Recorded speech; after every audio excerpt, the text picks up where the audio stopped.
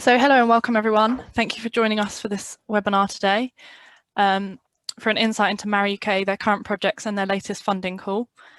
Thank you to everyone for joining. Thank you especially to the speakers.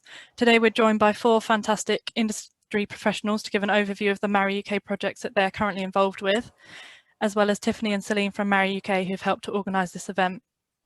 The purpose of the webinar is to discuss all things MarRI-UK, their current projects and their latest funding call on smart maritime land operations. So before we carry on, could I just make sure that everyone's on mute? Because there's quite a lot of background noise at the moment. Perfect. Okay, so to give you an overview of what we're going to go through today, first we're going to have an introduction to SMI, who we are and what we do, and then the same for MarRI-UK, an introduction to what they do, and an overview of their company. And then we're going to hear from 2 projects that are currently going on, 2 MarRI-UK projects. The first one on flow batteries for marine applications, or FlowMar. This will be presented by Marine Southeast with also colleagues from Holder and Swan Barton as well. And then the second project we're going to hear about is energy saving technology, asset leasing models, and this will be presented by BMT. We're then going to have a Q&A on those projects and any other questions you have for MarRI-UK before we go on to talk about the current funding call, smart maritime land operations. And then at the end, there'll be another opportunity for a Q&A about that current funding call.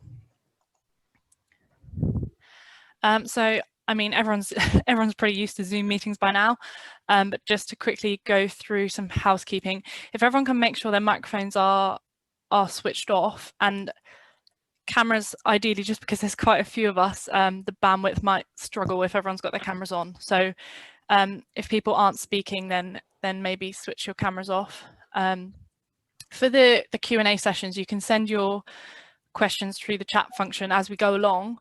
You can either send them directly to me or you can send them to everyone in the chat. Either way is fine, and then we can bring those questions up at the end in the relevant session. I am recording this webinar, and the slides and the recordings will be available afterwards, just so everyone's aware. So I'm now going to hand over to Tom Chant, our Chief Executive, to give an overview of SMI. Tom, over to you. Brilliant. Thank you very much indeed, Emma. And Emma Johnson, you'll get the contact details just at the end of this as well. Joined us last year, fantastic addition to the team. So SMI, trade body for the maritime engineering and marine science and technology sector. Delighted and welcome today. Insight, collaboration, innovation are really our watchwords in what we do. We work across the industry in 6 different sector groups. That's commercial and naval, shipbuilding and supply chains around them, ports and terminals, digital technologies, autonomous systems, and of course marine science as well. And in each of those groups we are focusing on the profile and promotion of those sectors, insight and networking, and advising and influencing particularly our dear friends in government. So I think I have to do the Chris Whitty thing of next slide, don't I, Emma? So just wanted to highlight a couple of activities and the way we promote things. You'll see there in the picture we have as part of a conference of yesteryear when we used to run things physically, of course. We have our own conference this year, middle of March. That's all around the national shipbuilding strategy, and particularly how it's been broadened out into the commercial sector and supply chain. So we'll have more on that for all of you later, more links on that. That picture of the pavilion, those are the days, weren't they? As a sort of a glimpse back to the future, perhaps, of perhaps what life could be like again from September onwards. So when you've all been creating these incredible solutions and working on it, we need to help get those out into market. And just that little link to government there, just to say that there is actually quite a lot of political will and goodwill around maritime at the moment across those departments. And our job is very much to keep pushing on all fronts with that. So next slide, please, Emma. So my previous the previous CEO at SMI was really very instrumental in helping set up MarRI-UK, and I'm really very sort of actually quite passionate about innovation and doing everything we can to keep that sort of on the front of the agenda. So I'm on the strategy board and working group for MarRI-UK, and this project today came out of that, in terms of we need to keep reminding and getting the message out to industry about what MarRI-UK is doing, because we need more people doing more innovation. MarRI-UK itself needs more partners, and you'll hear from that from Celine and Tiffany as well. So good morning, everyone, and welcome to this portion of the webinar that is going to be covered by MarRI-UK. My name is Celine Campbell, and I am the Programme Manager at MarRI-UK. And can I just say it's great to see such a brilliant turnout, so thank you all for dialing in today. So we've already covered the agenda, but just to show you where we are at the moment, I'm going to cover a brief introduction to MarRI-UK, have a look at what we do, who we are, and give you a little bit more information about some of our activities. I will then pass across to a couple of my colleagues, representatives from projects that we have funded, for them to give you an overview of what they are working on. And then following these two presentations, we will have an opportunity for some Q&A before my colleague Tiffany will provide some more information on the SMLO project. So I'm sure I don't need to tell anyone on this call that the UK maritime sector has an enviable heritage, but obviously it's not without its challenges. And this is especially true for maritime research and innovation, which could be suggested to be a bit fragmented, and historically has not been able to attract and leverage funding quite as easily as some other sectors that have created perhaps what we could call coherence by establishing hubs for coordinating these activities. So now, guided by the UK's Maritime 2050 strategy, the UK really has a shot at restoring its maritime science and technology credentials. And MarRI-UK was really conceived several years ago to help address some of these challenges and effectively bridge the gap between industry, academia and government to provide a focus for these maritime research and innovation, or R&I activities. However, it is important to remind ourselves not just of the challenges facing the sector, but also of its importance for the UK and the potential market opportunities that it provides as well. You can see some headline figures on this slide that really put the sector in context and provide the rationale for investment and for having a coordinated approach to research and innovation in order to really put the UK on the map as a global innovator driving that maritime R&I agenda. So in the context of these challenges and opportunities, what really does MarRI-UK do? MarRI-UK is a consortium of British companies, academia and government that was formally established in 2019. Our goal is simple, really, as with quite a lot of organisations. It's really to increase the global competitiveness of the UK maritime sector by identifying, developing and exploiting emerging technologies.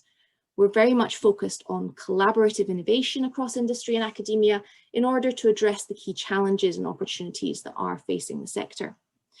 MarRI-UK aims to combat some of the lack of coordination in maritime R&D. So specifically, we focus on research and innovation in the mid-TRL levels to help drive maritime technologies through from their inception to commercialization. And this really helps to bridge that gap that exists between academia and industry sometimes, to cooperate and co-invest with support from government as well. So MarRI-UK can help coordinate research across the sector by giving an understanding of commercial opportunities that are aligned to a shared roadmap. So we're very much led by the government's Maritime 2050 vision, which really provides the backbone to our activities. But within this remit, I should also note that we are a membership-based or member-led, if you will, organisation. And as such, we're also driven by their priorities, which I will come on to a little bit later in the presentation. Although we are based in Scotland, MarRI-UK does have a national remit. and is therefore in the planning phase of a network of nodes across the UK, which would be based around existing centres of excellence, clusters of maritime research and innovation activity. Now, again, I'm sure I don't need to tell you that the maritime sector is already highly saturated with a large number of representative bodies and associations. So it should be noted that MarRI-UK's remit is very much to support the existing ecosystem rather than duplicate it as well. So we work very closely with key bodies such as Maritime-UK and, of course, the Society of Maritime Industries, and engage with many other initiatives as well. Industry drives our research roadmap, academia supports and facilitates the activities, and we've received seed and call funding from the Department for Transport as well, although we do have close ties to a number of other government bodies and initiatives. But more broadly, we engage with organisations across the breadth of the maritime sector that have an interest in research and innovation. On this slide, you can see a list of our members who help drive our research and innovation agenda based on their company needs and direct the development of maritime research and innovation planning. Through this sort of collaborative working, MarRI-UK brings a number of benefits to the sector around multidisciplinary research, accelerated technological innovation, strong integration between industry, academia and other representative organisations, all of which are sector driven and looking to achieve practical, flexible, responsive, and most importantly, effective solutions that really optimise the impact of those activities. MarRI-UK also provides a voice for maritime research and innovation and can help the sector to leverage additional funding as well. We welcome organisations to engage with MarRI-UK, and the best way to do that really is to become a member. So we have 3 membership tiers for prospective industry bodies or companies, and we have 2 tiers for universities. And we have also recently developed a new category of membership for research and innovation organisations or research and technology organisations as well. So please feel free to get in touch if you feel that might apply to you. Our Tier 1 members have a seat on our strategy board. They set the direction and steer the MarRI-UK research agenda. And Tier 1 membership costs 50k per annum for industry partners. For university members, this is based on track record. Our Tier 2 members are our influencers, and although they don't have a seat on the strategy board, they do have a representative through which they can influence the research agenda as well. And the per annum contribution for this tier is 10k.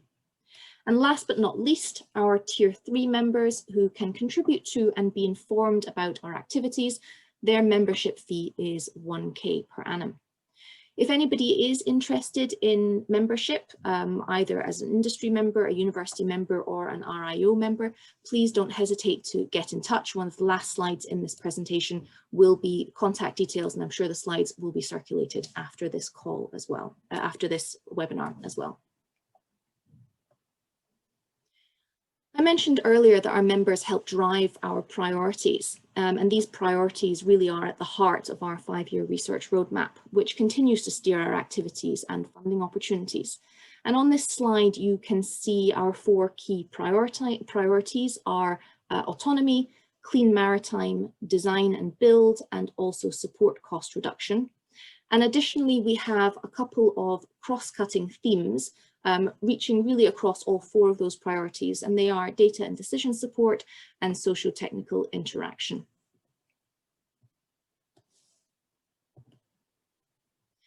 An example of how our member priorities feed into our maritime research and innovation agenda has been the focus of our 2 funding calls over the last year that were funded by the Department for Transport. So we had a 1.5 million programme of activity on clean maritime technologies and a further 1.5 million to fund innovative solutions to demonstrate potential applications for new technologies or potentially provide proof of concepts for new ideas in the field. In addition to these 2 calls, we also have a number of other ongoing activities. We are always looking to engage new members, and as I mentioned earlier, we are looking to build this network of nodes across the UK. We continue to build the detail or the level 2 and level 3 content of our research roadmap, and of course are looking to secure both sustained funding and greater government support. And accordingly, or to this end, we have developed a flagship project proposal called the Zero Carbon Coastal Highway that was submitted to the Comprehensive Spending Review and is still being considered going forward in terms of how we can best look to achieve that, based on the current constraints of the UK government and the environment as a whole. We also continue to manage a number of our projects and programs. As I mentioned earlier, we've got 21 projects funded by DFT through the 2 calls, so Clean Maritime and Technology and Innovation UK Maritime. We've also conducted a smart shipping technology market research project with some third parties for the Department for Transport, and the results of that should be getting disseminated, hopefully sometime within the first quarter of this year, so keep an eye out for that. And of course, probably the reason why a lot of you are on this call today, we have recently announced our Smart Maritime Land Operations project, which is going to be worth 1.35 million, funded by DFT. And we're pleased to have Tiffany on the call today, and also Richard Westgarth from BMT, who will be able to help answer some questions on that for you also. In relation to our 2 funding calls that are currently ongoing, so the Clean Maritime and Technology Innovation UK Maritime calls, we are also very privileged today to have a couple, in fact, a number of representatives on the call for 2 particular projects to talk us through that. So I will shortly be handing over to them for them to provide you with more information about their projects, what they've been looking to do, and how their activities have been progressing. So if you do have any questions about what's been discussed today, or about the call more generally, our contact details are on this slide for you to get in touch, and of course my email address is at the start of the slide deck as well, and we're happy to help. I'm conscious of time today, so we might not get around to answering everybody's questions, but we'll certainly make sure that we get back to everyone via email or phone call after this call. So without further ado, I will continue on to the next agenda item, which is our project presentations. So I would like to hand across to Simon Powell from Marine Southeast, who will talk us through the Flomar project. So Simon, are you there? I am here. Thank you, Celine. Right, if you'd like to stop sharing your screen, then I will share mine, hopefully. Hopefully this will be all right. I'm on a 4G connection because the Vodafone connected our internet to a neighbour's house, which is always fun. Anyway, hopefully this will work. Okay, is that visible to everybody? Hello? Yes, we can see the slides. Yes. Okay, good. Okay. So I'm Simon Powell from Marine Southeast, and we were the lead partner in a consortium of this project, Flomar, a feasibility project looking at the use of flow batteries in ships. It was a relatively short 6-month project, as I say, a feasibility project with a view to providing evidence for a later project where we would actually produce pilot scale vessels. So I'm just moving on through my slides. Hello. Oh, right.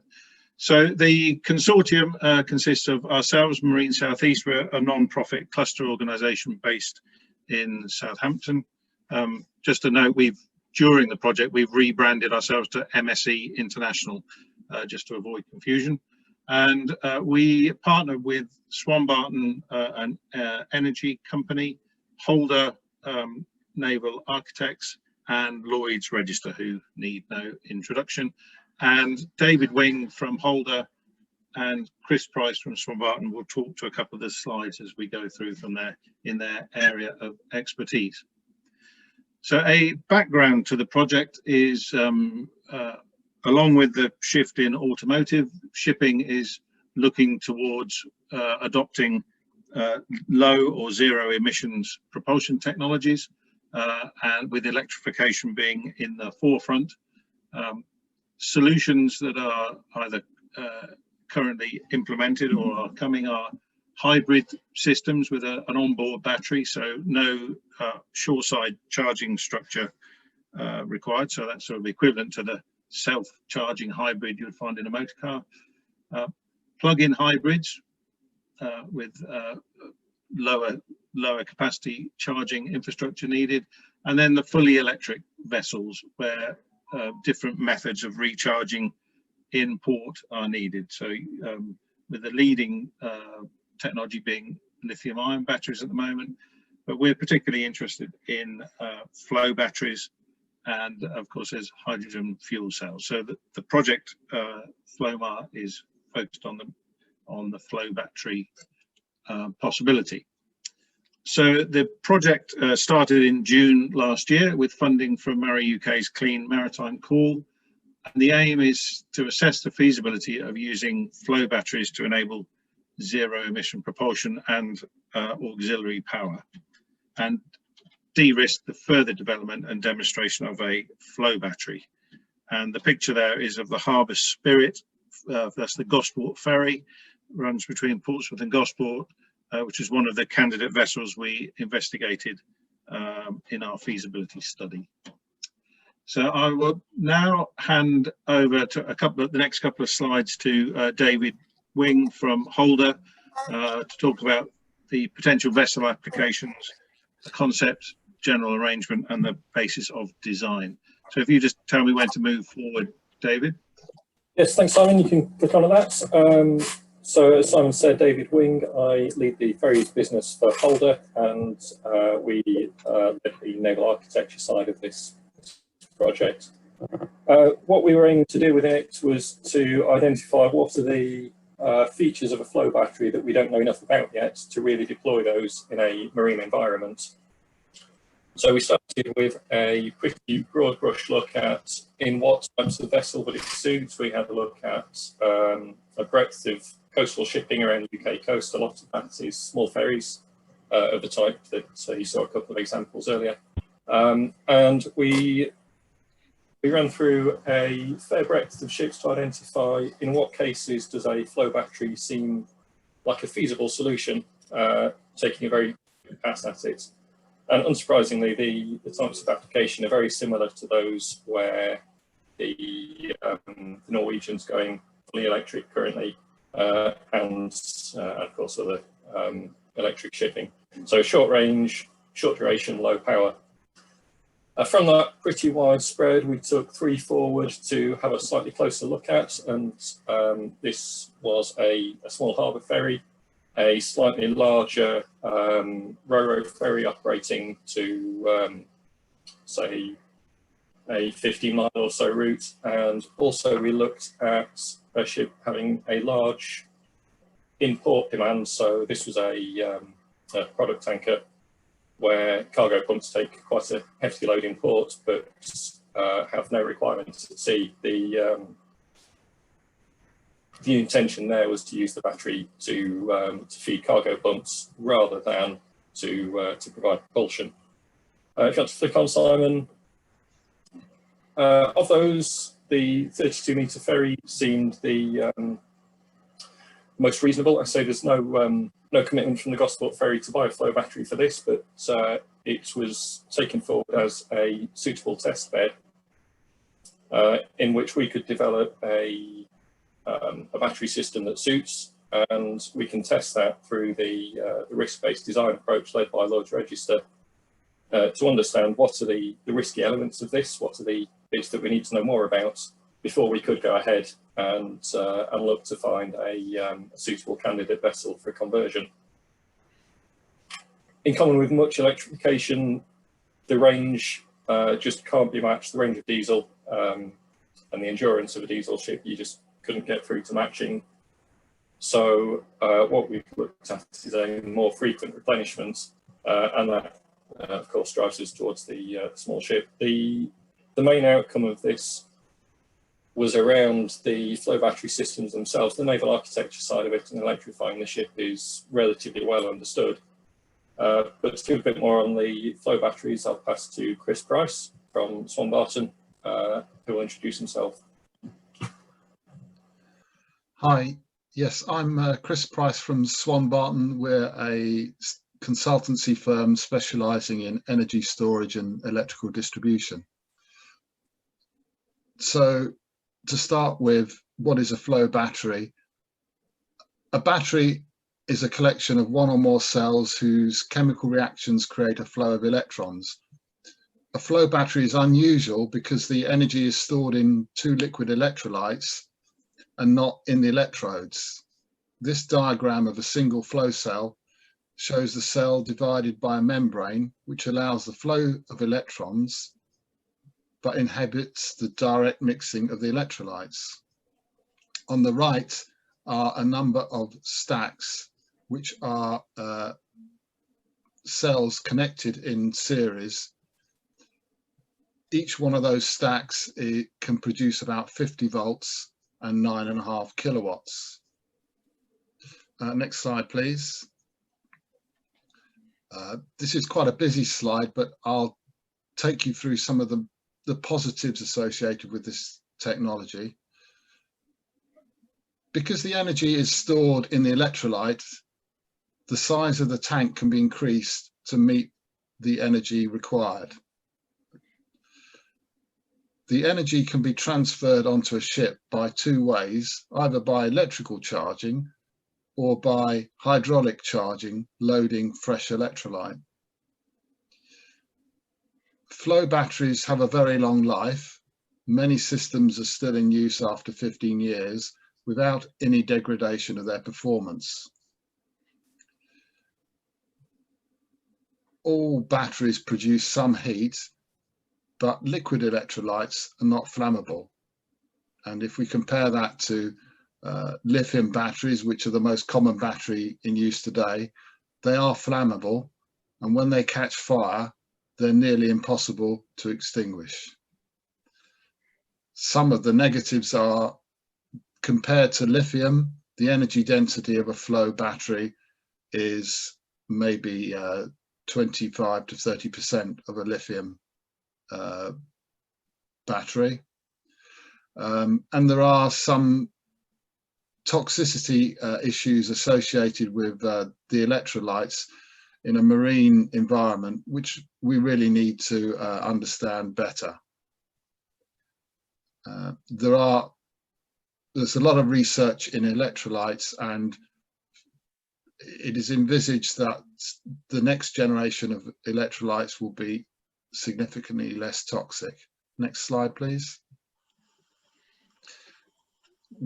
We looked at three vessels in detail, as David has said.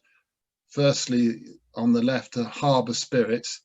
This vessel has very short runs, about 5 minutes, and then it docks for 5 minutes. And this is an ideal candidate for electric charging. The vessel in the middle is a ro-ro ferry, which has a vessel, a transit of 50 minutes and then 5 to 10 minutes in port, and that would be an excellent example of hydraulic recharging. And the third example, the Thames Fisher, would be used in a hazardous electrical environment, and that would be an ideal opportunity to use hydraulic recharging. Next slide, please. We carried out a hazard on the Harbour Spirit design. Hazard is a well-known and well-respected safety study. In shore-based operations, the principle of hazard is you're trying to eliminate loss of containment, be that toxic chemicals, power, or energy. We carried out this hazard study, and we reviewed all the credible scenarios and risks, and we found that there was nothing there was a few issues, but nothing that was insurmountable in terms of loss of containment and fire. That could all be handled within existing maritime codes. For me, as a shore-based engineer, one of the unusual items was loss of power. That's not so important on shore, but it's certainly important on a vessel. But again, electrical equipment is now very reliable, and we believe that, and we examined that there were solutions for loss of power. They wouldn't be, you can't generalize how to do it. They would need to be specific for the operational envelope of the vessel. I think that's it from me. Yep.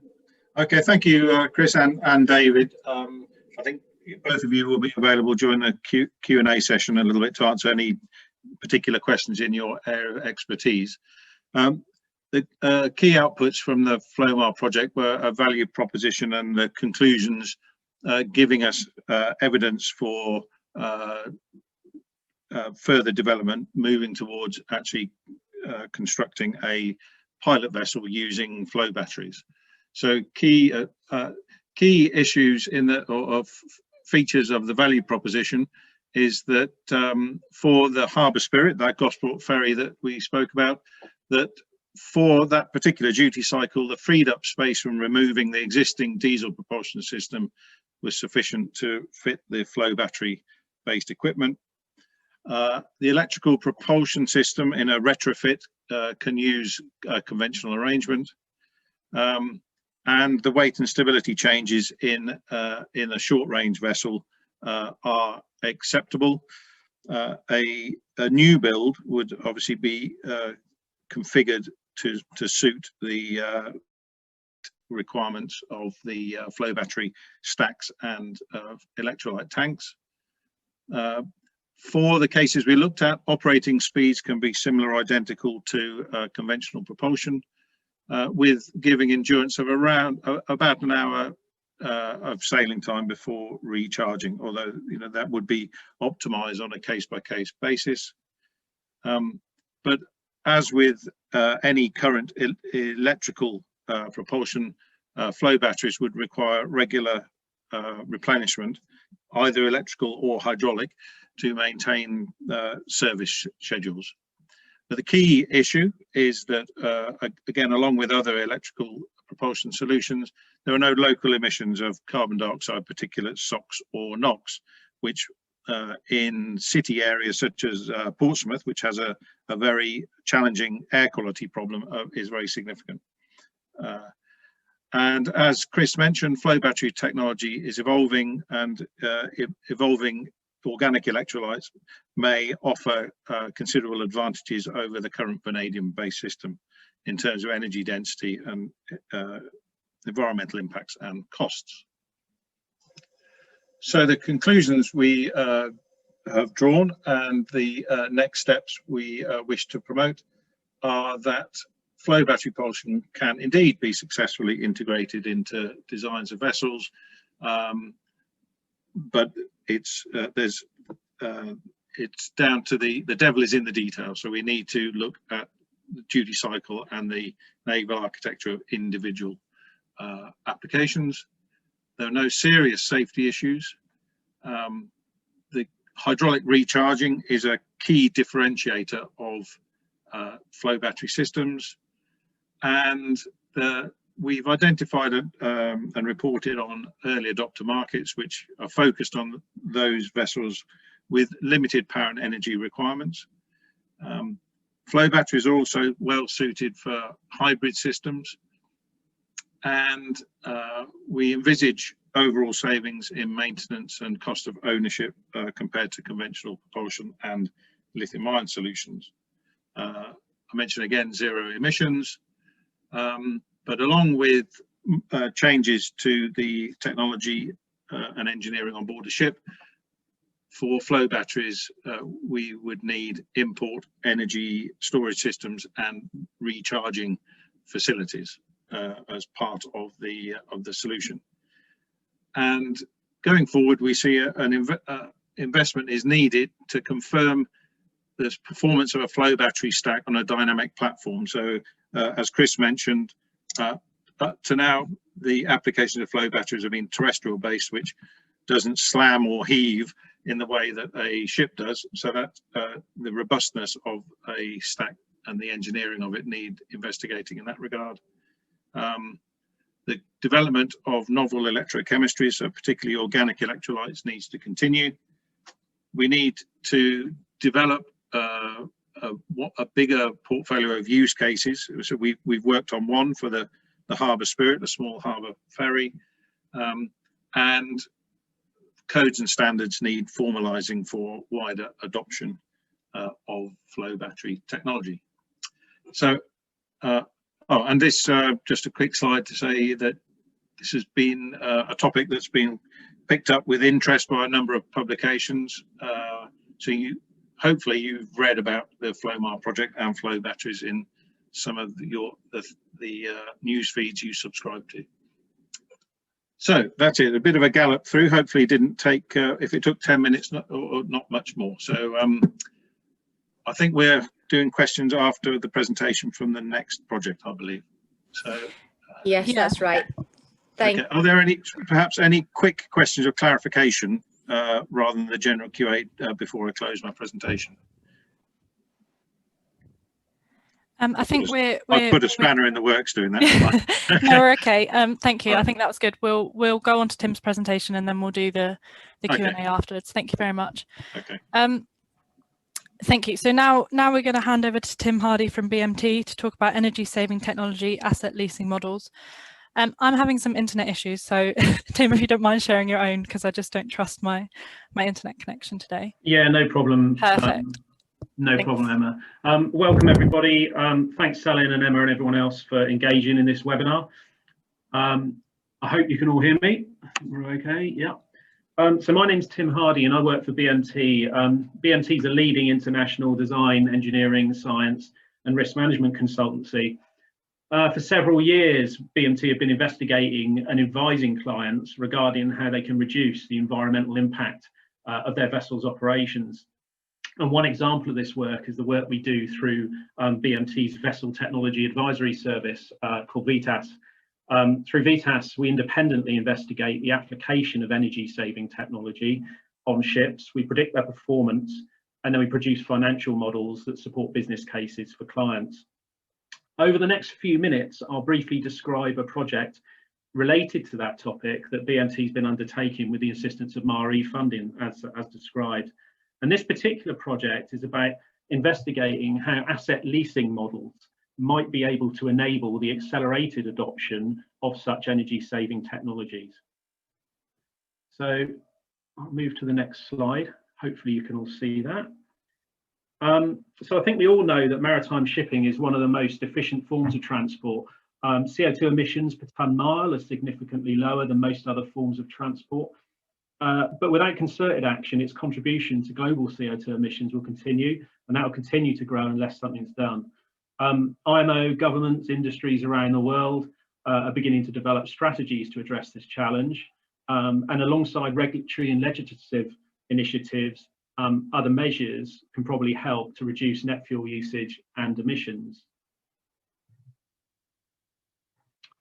So typical options available to ship operators include at 12 o'clock alternative fuels, zero emission shipping technology, energy storage like we've just heard of, logistics optimization, so that's talking about optimizing a business's logistics, and fleet utilization, so perhaps moving different cargo around on different ships to maximize the utilization of a particular ship.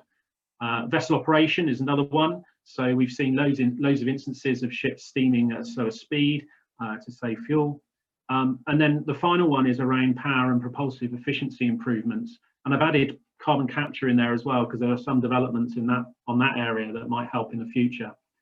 And we call all those pink ones basically energy saving technologies. So energy saving technologies for us are described as technology that has the potential to bring fuel efficiency benefit and corresponding greenhouse gas reducing benefit to a ship. We use the terms, three terms to describe these technologies, as you can see on the slide, namely windy, wet and warm. Windy devices harness wind energy and typically provide an additional means of auxiliary propulsion. Wet devices provide hydrodynamic efficiency improvements, and they typically reduce resistance or maybe provide an enhanced propulsive condition for the vessel to again save fuel. Warm devices typically utilize waste heat generated from onboard machinery, which would really otherwise be lost to the sea or the atmosphere. But despite many of the technical barriers being largely overcome relating to examples of this technology, one key barrier that continues to limit wholesale adoption is the economic barrier. For many ship owners and operators, it's difficult to justify a capital expenditure investment in ESTs unless they can see a clear return on investment over a relatively short time period. They're also cautious of the impact of ESTs and introducing them on their normal business. And in many cases, they will defer investment in technology until the last minute. And I think examples of this include the 2020 sulfur cap and ballast water management measures. So in many cases, the only reason they've invested in technology really is to achieve legislative and regulatory compliance and avoid enforceable penalties. That's not the case for everybody, but it is in general. So we believed that one way we could accelerate adoption of energy saving technology was to look to alternative financial mechanisms such as asset leasing. And not only could it minimise the impact of a 2-year return on investment and that ambition, but we also postulated that ALMs could perhaps bring new and attract new investment into the sector that would otherwise not look to shipping as a normal route to increase their portfolio. So over the last 3 months, through a combination of research and stakeholder consultation, BMT's been investigating such ALMs to establish really if a tailored version of such a model could be feasible to implement in shipping. We're about 90% of the way through this as I speak, and so we're reporting on all of our findings. Reporting on all of our findings in this briefing in 10 minutes is not going to happen, but I've decided to focus on 3 key areas. The first area is answering the question, can asset leasing accelerate the adoption of energy saving technology on ships? Fundamentally, we believe the simple answer is yes. Of the stakeholders we consulted, all stakeholders confirmed that the industry needed to change and there appeared to be a real promise for asset leasing. It's important to understand that in many cases, each company's operation and business model is different, and the applicability of firstly an EST and then secondly an asset leasing arrangement on them will vary. But from our opinion, and in many cases theirs, for the right ship, on the right route, with the right EST and the right business model, acquiring an EST through an asset leasing model could be attractive. Our next question is really to try and establish what type of lease arrangement is deemed most feasible and attractive. During the project, we investigated a number of leasing arrangements, including operating and finance lease variants. In the aircraft industry, many of you will be aware that leasing arrangements are quite common, both for the entire aircraft and the jet engine itself. And they're used by aircraft operators extensively. They have well-established, tried and tested contractual and commercial arrangements. But in the context of shipping, whole vessel leasing, whilst being increasingly common, for capital-intensive equipment, leasing is not really utilised. So the team settled on 3 key options: the finance lease, and this is a lease over a set duration where a regular lease fee is paid for use of the asset, and then the asset is returned to the leaseor at the end of the deal. A finance lease plus share savings, where a regular lease fee is paid, but this is reduced, and the fuel savings made by the asset are split between the asset owner and the ship owner operator to make up that difference. And then the third option is a shared savings lease, where the lease fee is covered entirely by splitting the fuel savings made by the asset between the asset owner and the ship owner. Most importantly, for every lease arrangement, the amount of capital the ship owner is required to invest up front to secure that EST is reduced compared to outright purchase. For the stakeholders that we consulted, the lease arrangement that was deemed most feasible and attractive appears to be the finance lease with a shared savings component. And looking at the diagram for such a lease on the right, to describe that further, and to reiterate, a reduced lease fee is paid by the leasee, the EST user, to the lessor, the EST owner, with the fuel savings made by the EST split between the EST owner and the user. Another area of study, really, and this is the final question that we'll cover today, was to identify those key enablers that would facilitate an increase in such arrangements. Unsurprisingly, there are many, but key is really having a feasible commercial model that's attractive to all the entities involved in the arrangement, but particularly the financiers involved in that and the ship owner operator. We believe that the return on investment requirements that could be achieved through an arrangement of this would meet the requirements that we're seeking, and that certain financial providers would find those attractive. The model does need to be as simple as possible, but it also has to take into consideration a fair balance of contractual obligation alongside a willingness for each party to work together to make the arrangement work, such that all gain benefit, really, they get benefit that they seek. So during the project and along the way, we characterised an asset leasing life cycle, and this defines the steps necessary to take such an arrangement from initial discussion right through the in-service phase, the start of the lease, and then eventual closeout and exit.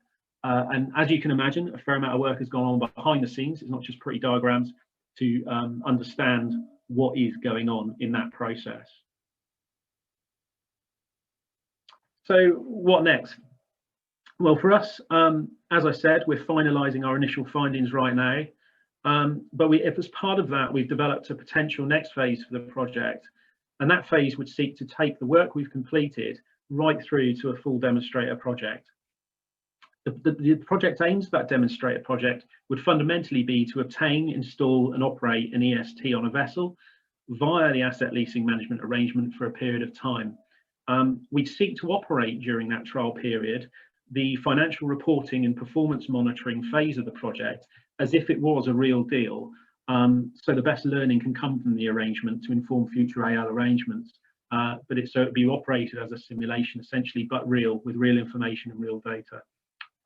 Just the money may not transfer and transfer hands.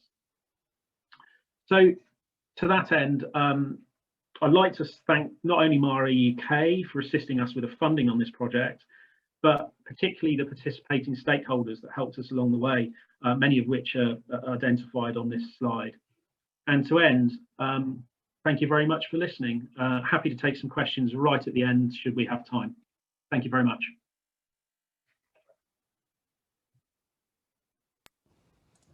Perfect. Thank you very much, Tim. What I think we might do, if it's okay for everyone, if we answer the questions on the projects now, before we move on to the next presentation. So remember, if you want to ask any questions, send them in the chat now. We've got a few, so if we just go through the ones we've got for now. The first one, obviously for the first project, asking about flow batteries. Are there any hazards associated with the electrolytes? I guess maybe Chris or any of the three of you, if you have an answer for that one. Yeah, the two main hazards associated with conventional electrolytes are most electrolytes use vanadium pentoxide dissolved in sulfuric acid. So there is some toxicity of the vanadium pentoxide in the marine environment, but that's not fully understood and it needs to be investigated further. And the other issue is the sulfuric acid, which is a 20% solution, which is equivalent to a lead acid battery. So it's it requires some thought, but it's not a big problem. Brilliant, thank you. And then the next question is, although the system on board has 0 emissions, what is the well-to-wake emission profile like? I don't know which three of you wants to tackle that that question. Again, I think I'd like to say that our assumption is that by electrifying a vessel, it will utilize shore-based electricity, which is becoming greener. And the other big benefit in terms of is reducing emissions from the port, which are generally pretty dirty places. In terms of lifetime, flow batteries, the electrolytes have virtually an unlimited life. They do not degrade like conventional batteries, and they are 100% recyclable, unlike conventional batteries. So they're sort of, over their lifetime, they will have a better environmental performance than conventional batteries. Brilliant, thank you. If I could just add to that as well, that the shore infrastructure for charging electric ferries in ports is critical, and there's a lot of development with energy storage ashore in ports to optimize renewable generation within the port estate. And this is happening at the moment in the port of Portsmouth. I see Jerry Clark is in the meeting, knows all about this. So it's the CO2 footprint of vessels operating out of a port can be driven down by local generation and storage of power, perhaps also using flow batteries. Brilliant, thank you. David or Jerry, does anyone want to add any more to that? Yes, if I may. Yeah, of course. The subject rather hits my buttons. I'm a pilot in Portsmouth. I was a director of the Gosport Ferry, and I commissioned the Harbour Spirit when she came in. I just completed carbon audits for the port, so I know how many hundreds of thousands of litres the Gosport Ferry burnt. And it is significant within the port. Another thing that's come through literally in the last week is that DEFRA are looking at having maximum amounts of PM2.5 emissions into the atmosphere. It used to be an annual allowance, if you like. They're now looking at maximum levels. So this is becoming quite critical for ports. Something like the Harbour Spirit, although we talk about retrofitting a vessel like that, that's not what we should do, because it doesn't give us what we really need. What you need is a purpose-built vessel. That purpose-built vessel would have cassettes into which the flow battery chemicals would be kept. And if they only run for an hour, then they open a tap and they change the electrolyte on board. So there's many things that can be done, but certainly for the small ferries that this anticipates, it will be a good start. But emissions in ports are becoming very, very critical at the moment. Thank you. Perfect, thank you. So another question about the FLOMAR project. Says, Chris, you mentioned that the batteries would be the sole power source on board. Have flag or class raised any concerns about the lack of backup? Could I pass this over to either Simon or David? Yeah, of course. I think it's a David question, please. There you go. Yes, yeah, so the short answer is yes. The slightly longer answer is the aim would be to achieve a level of redundancy or of backup equivalent to a conventional emergency generator type arrangement.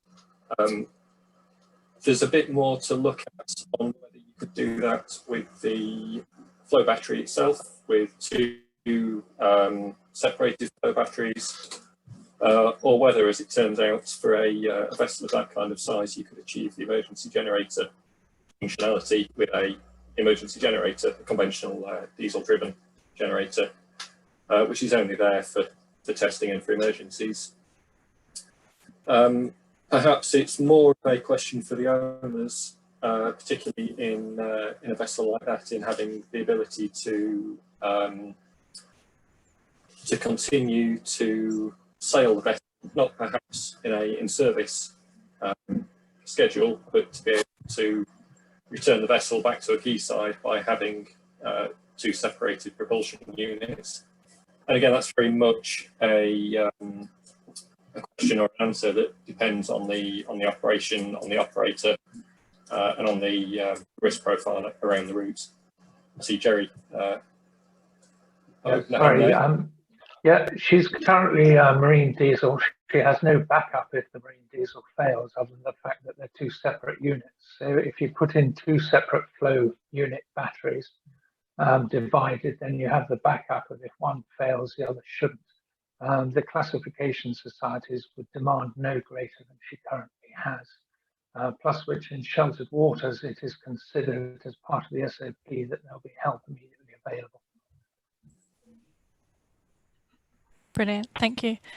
And then there's a comment from Neil here. I don't know if you want to expand on it, Neil, but he says reduction in emissions alongside is vital, not just for GHG reduction, but also for public health. We should aim for all ships to be on shore power whilst in port. Battery technology will hopefully future-proof investment made in port infrastructure. Port areas are ripe for development in terms of renewable energy sources, and this should be encouraged. I don't know if you want to come on the microphone and add to that, Neil, but no problem if you don't. No, I think it's all down there on the message. I'll leave you with that. Perfect, thank you. Now, I think there was a question from Julie Bradford for Celine, but I lost my internet connection, so I can't see it in the chat. That's okay, I can see it, so I'll pick up on that one. Thank you. Julie had asked what the connection is, if any, between MarRI-UK and the Maritime UK regional cluster organisations. So short answer is yes, that there is a relationship in terms of the consultation process. MarRI-UK is very heavily engaged with Maritime UK generally, but we have also engaged with the Regional Council also. I probably can hand over to Tiffany or Richard just in relation to other engagement that we might have had around either our flagship proposal or the sort of SMLO development phase as well. But generally there is ongoing engagement, but certainly we're always keen to do more. Just opening the floor to Julie, if you're still on the call, was there anything specific that you wanted to engage with us about with regards to the regional cluster organisations, or was it a more general question? Hi there. Good morning. It's Julie here.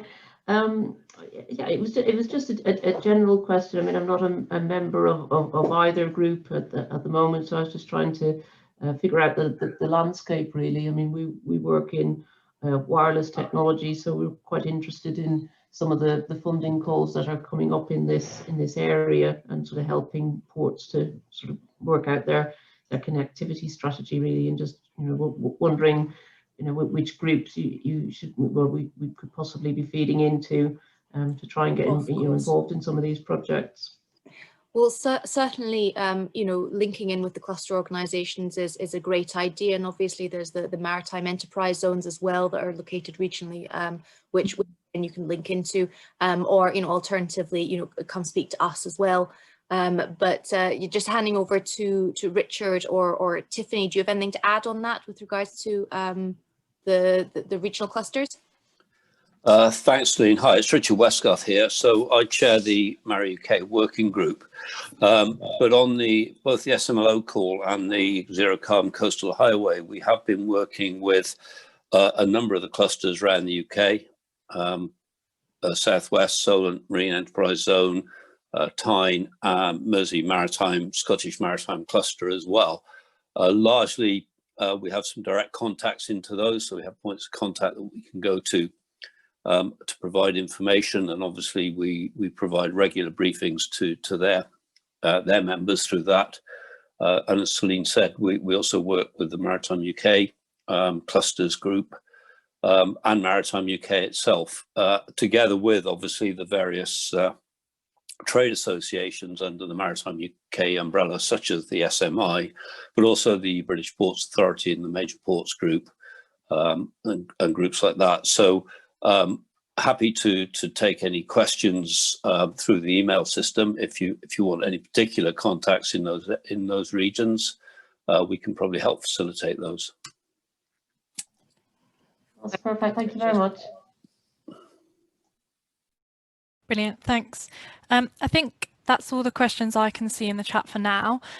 So what I think we might do is hand over to Tiffany now to talk about the latest funding call, the Smart Maritime Land Operations funding call, and then there'll be a chance again at the end to ask any final questions. So if you think of anything as we're going through, just pop it in the chat, and then when Tiffany's finished her presentation, we can go through those questions. So Tiffany, over to you. Thanks, Emma. I'll try to share my screen now. Hopefully it will work.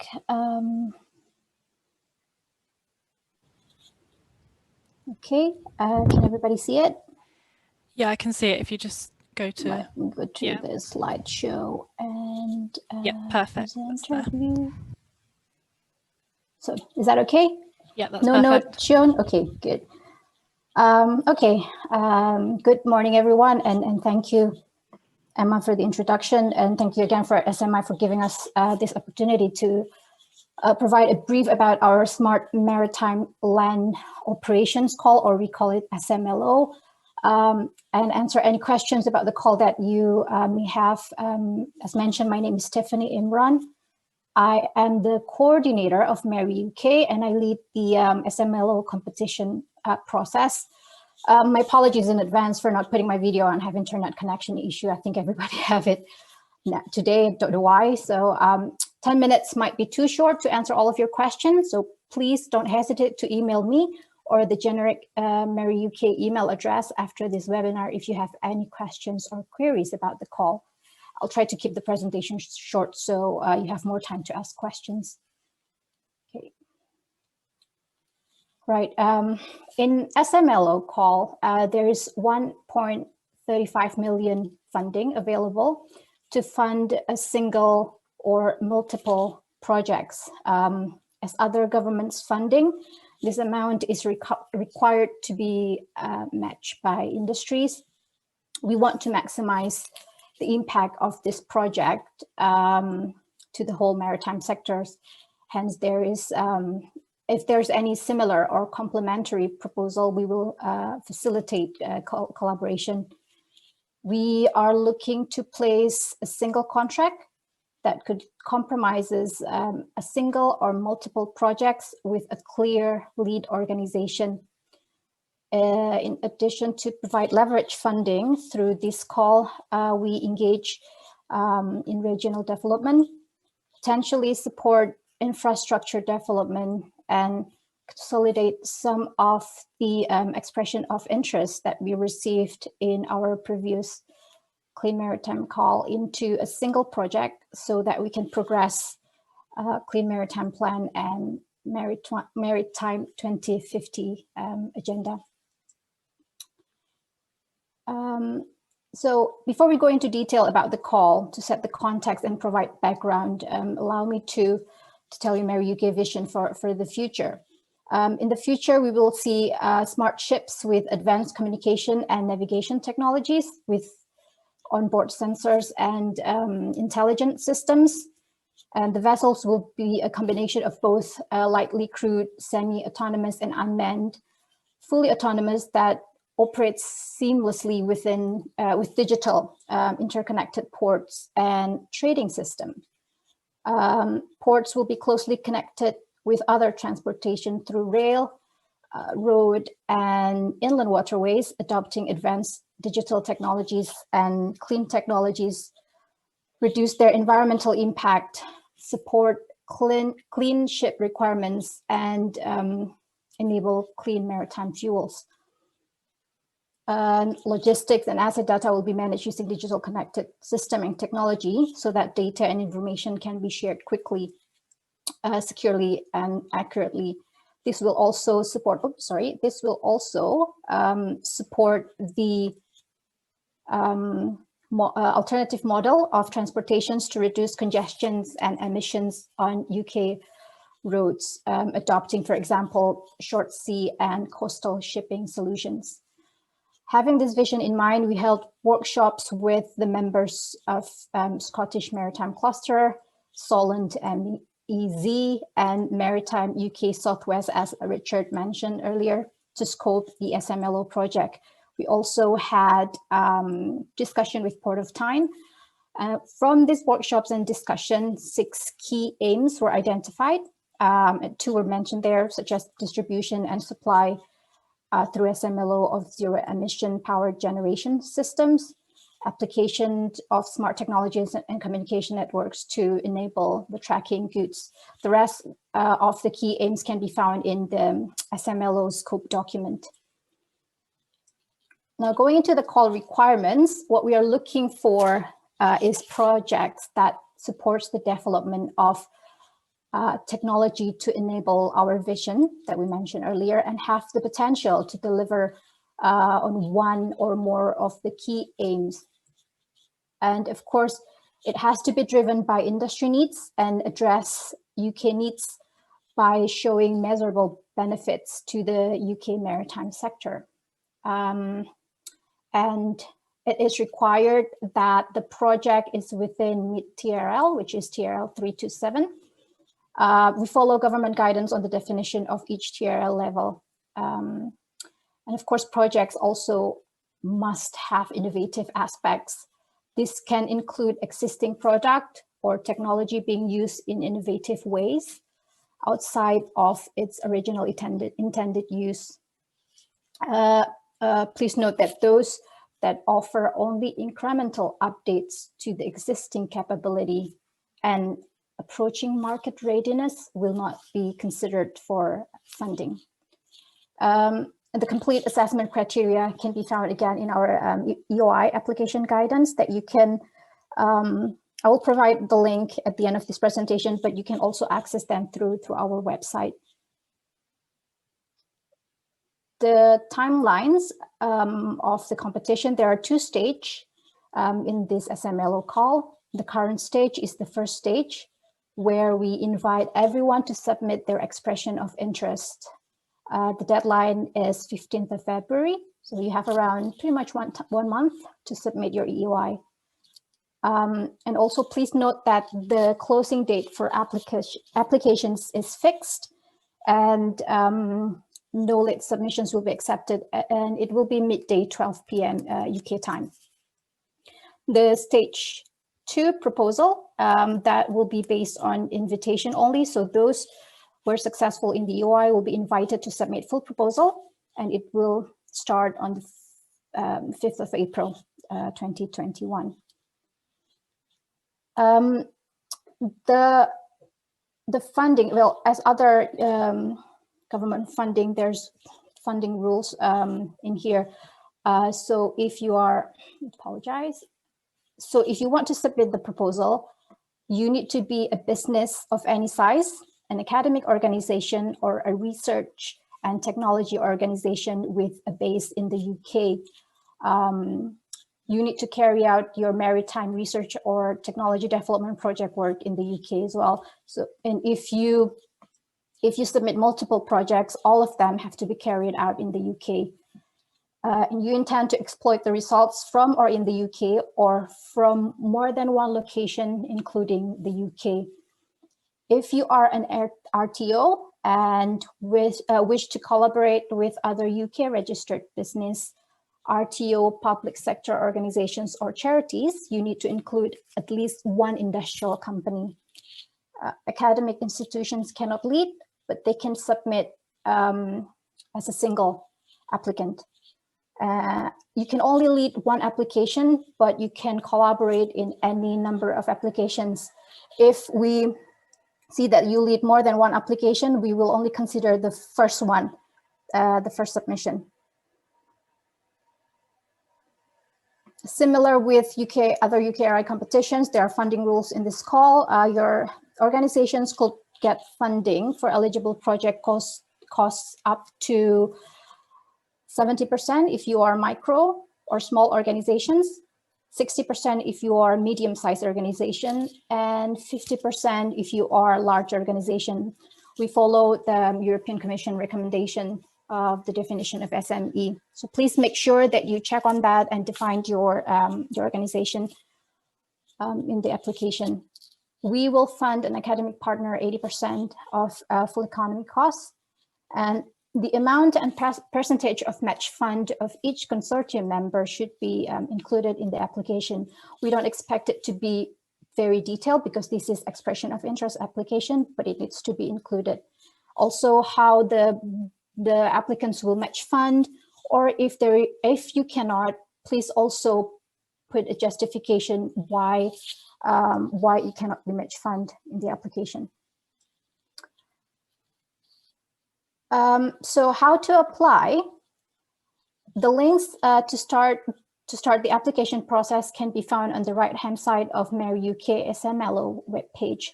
So it looks like this, and that's the expression of interest box. There's a link. It's the one with the light blue, highlighted in light blue. You can press it, and then it will give you a page to sign up.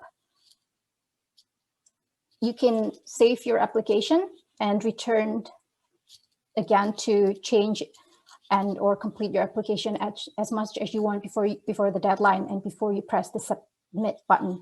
Once you press the submit button, there's no way to go back. So please be very careful with that. If you've already been in the application form, you know that the application consists of 2 sections. The first section provides background for the reviewers, and they are not scored. But the second section is the one that will be assessed by the reviewers. There are maximum character limits when answering each question. Please note that this is character limits, but not word limits, because sometimes people got confused with that. So last tips from us is we would encourage you to read carefully the documents that we provided. It will be painful for you if you are unsuccessful just because you're not following our guidance or the proposal is not within the scope. However, we cannot provide advice whether your proposal is within the scope prior to submission, as it would be unfair to other applicants. And please leave yourself plenty of time to get familiarized with the online submission systems and to submit your application. The system is pretty straightforward, but technical glitch can always occur based on the experience of the 2 previous calls. We will not accept late submission with reason due to technical issues, unfortunately. And to avoid losing your work, we would suggest to draft your EOI in the Word document, then copy and paste it to the form once they are ready. And don't forget to pay attention to the character limits, because some wordings might disappear if what you pasted is more than the character limits. I think that's all. These are all the links of the documents. As I said, you can find it in the you can find it in our website as well, in SMLO page. But of course, if you have any question, please let us know, send us an email, and we'll try to get back to you as soon as we can. Thank you. Brilliant, thanks, Tiffany. I currently can't see any questions in the chat. I'm not sure if anybody has any questions that they'd rather unmute and ask. I'm happy for people to do that if they want to. Okay, so we've got one in the chat now. Could you please clarify on how the budget for MarRI-UK calls is to be estimated by the participants, similar to that of Innovate UK procedures based on employee rates or organisations' commercial rates?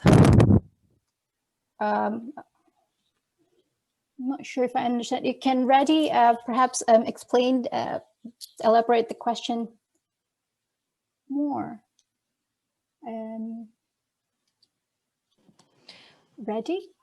Tiffany, I can probably take this one. I think if I've understood it correctly, you're asking whether and please correct me if I'm wrong here, Reddy, you're asking whether you're basically charging the cost of the employees to the organisation as part of when you're drafting funding call, or the actual essentially charge out rates, the commercial rates that you would charge if you were going to be costing that work for another company. Have I understood that correctly?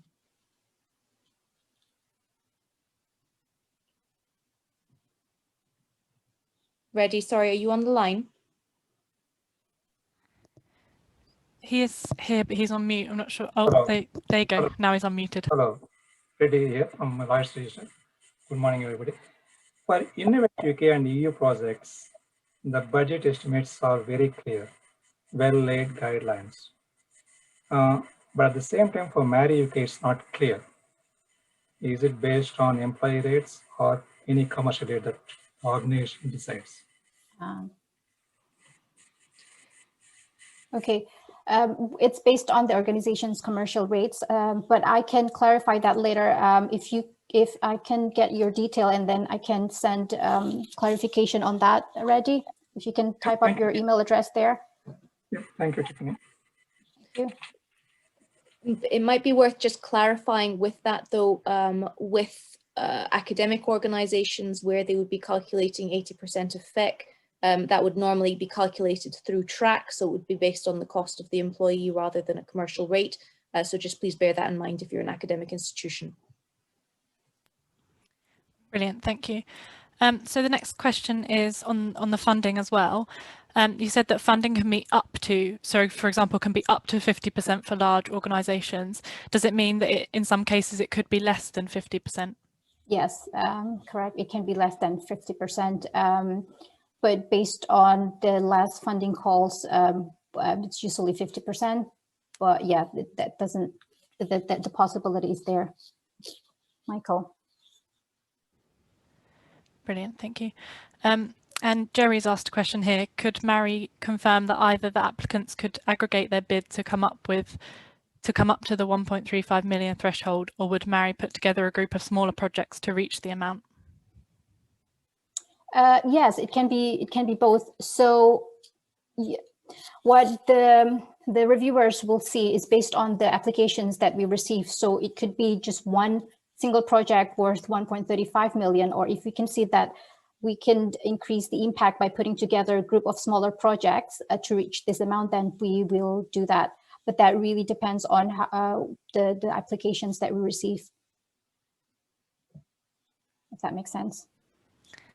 Thank you. Jerry, did you have something? Did you want to add to that? Yep, no, that makes a great deal of sense. Thank you. In Portsmouth, we could use the 1.35 million pounds straight away, but the 540,000 pounds of match funding would be difficult as we had no passengers in the last year. But we are putting in all the infrastructure you've currently been talking about connectivity, and in line with the conversations about flow batteries and shipping generally before. A lot of what we're putting in the port is now for the clean air zone and air pollution reduction. So that we're looking at literally last mile logistics and an external distribution center to the city that will also work for the port. So it's hitting our buttons. It's just trying to find the match funding for a big project. Yeah, okay, yeah, understood. Brilliant, thank you. So then there's a comment from Neil. He said, I think I'm right in saying that over half the time allowed for the EOI response has elapsed already. Could the deadline be extended, as getting a collaborative EOI of this scale pulled together in 4 weeks is quite a challenge? Not at the moment. We don't have an intention to extend the deadline because I think we provided, even though it's, we already considered the 2 weeks holiday for New Year's and Christmas.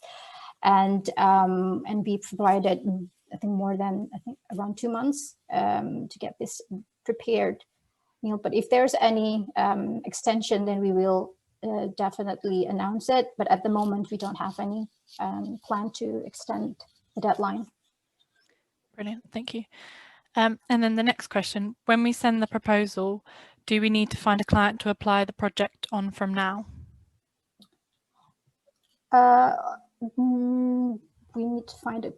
No, I think if you read all the questions, I don't think there's a question requiring you to mention the client to apply the project. This is an expression of interest proposal. So we are application, sorry. So we are very much looking to see what you're trying to do, why you're doing it, and how it can be applied or how it can benefit the UK and maritime sector. So that would probably include it.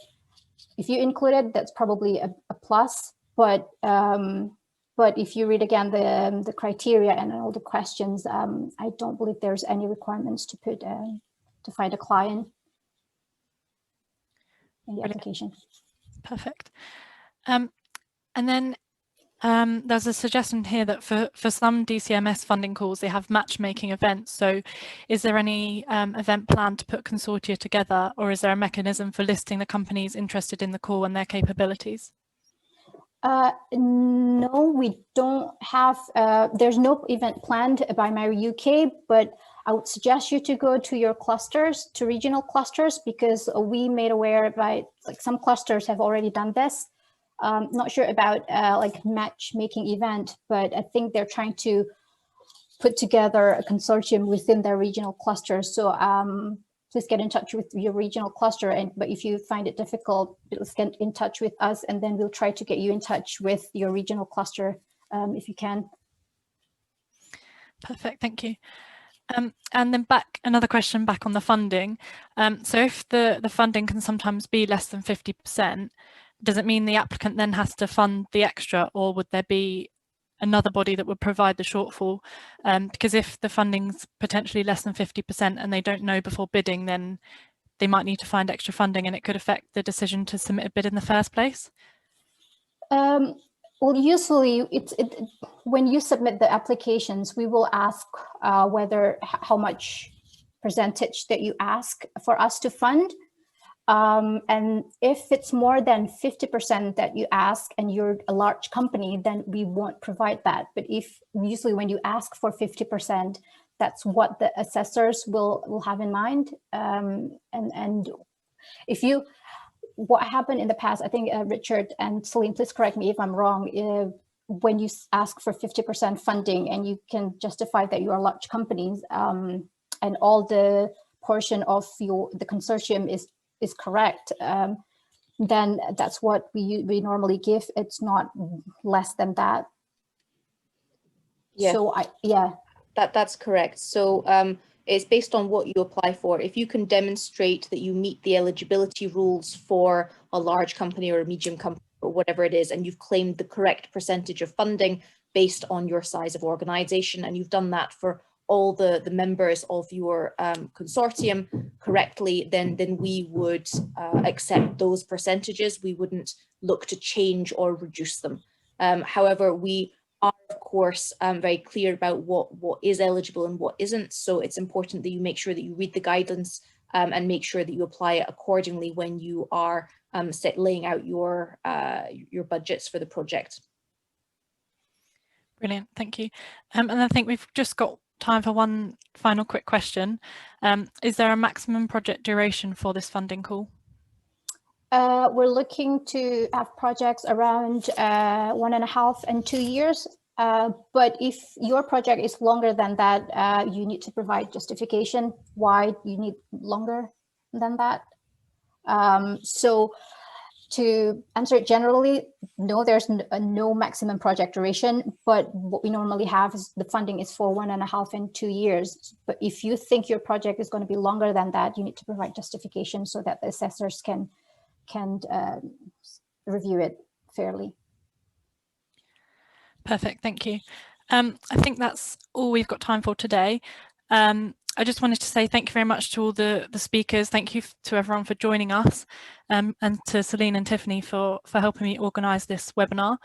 The SMI website and the MarRI-UK website are on the screen now, along with my email address. So if you have any follow-up questions, feel free to email them to me or to Tiffany or Celine if you have their contact details, and we'll be able to get back to you with the answers. But for now, thank you very much, everyone. Take care, and hopefully I'll see you all soon. Thank you, everyone. Thank you very much for dialing in, everyone.